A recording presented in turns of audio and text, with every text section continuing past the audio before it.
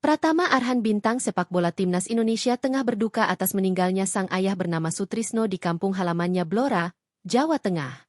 Ucapan duka disampaikan mantan mertuanya Nurul Anastasia menyampaikan ucapan bela sungkawa. Ibunda dari Aziza Salsya ini menuliskan quotes terkait kematian seraya menandai akun Arhan.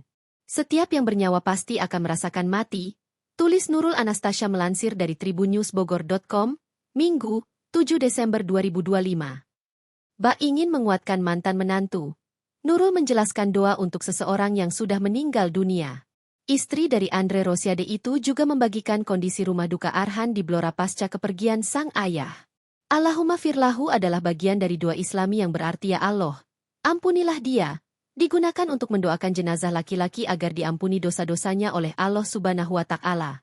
Sering digabungkan dengan doa lengkap seperti Allahumma gfirlahu warhamhu wa'afihi wa'fuanhu, yang berarti ya Allah ampunilah dia, rahmatilah dia, sejahterakan dia, dan maafkanlah dia, tulis Nurul Anastasia.